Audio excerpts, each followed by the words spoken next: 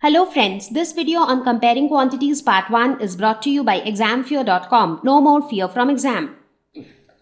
Topics to be covered in this lesson are introduction, comparing quantities, ratio, percentage, finding discounts, profit loss percentages, sales tax, simple interest versus compound interest, calculating compound interest, sales tax. So, what comes to your mind when you think of comparing quantities? What kind of quantities are we talking about? Let us take a very simple example. On the screen, you see two girls. So let's say that they are two sisters. Now, if I ask you who is taller, so what is that quantity which decides who is taller? So obviously their height. Now, let's say that the elder sister is 138 centimeters tall and the younger sister is 125 centimeters tall.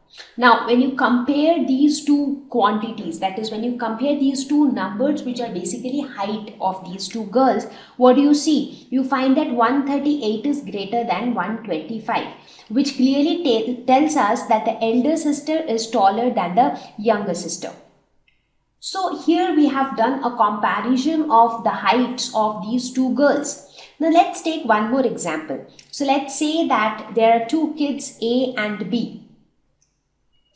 Now let's say this is A and this is B. So A scored 70 out of 100 in his examination and B scored 80 out of 200 in his examination.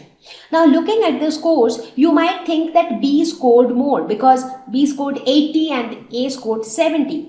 Right? But we just can't compare their scores.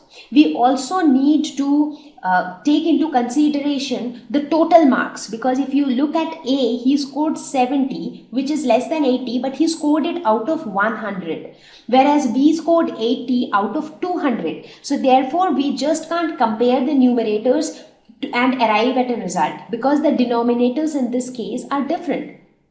So how do we compare that who scored more? So for that, what we can do is we can look at their percentages. So when you look at A, we see that A scored 70%.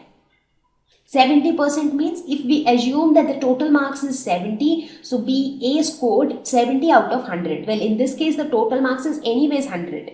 Now, in the second case, if you find out the percentage, it will come out to be 40%.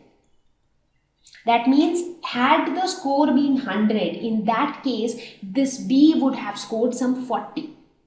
So that is how we calculate the percentages. Now, if you know the percentage scored by A and B, you can very easily compare who scored more. So what can you say? Who scored more? Obviously, A scored more.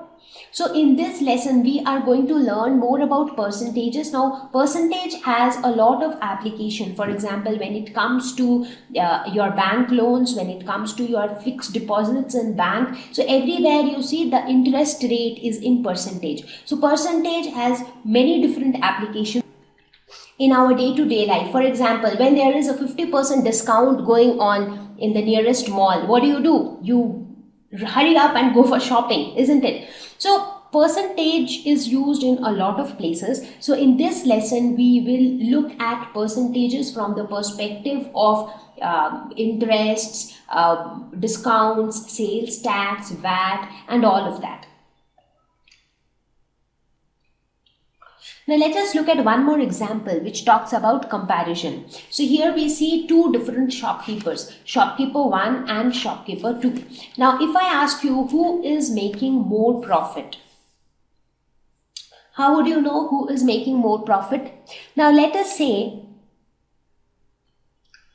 these two shopkeepers, they are selling different goods. Maybe shopkeeper 1 is selling clothes, shopkeeper 2 is selling stationeries, or shopkeeper 1 is selling grocery. So they are selling different items at different rates and making some profit, but both of them are making profit. So if we have to compare who is making more profit, so again we need some common parameter to decide who is making more profit.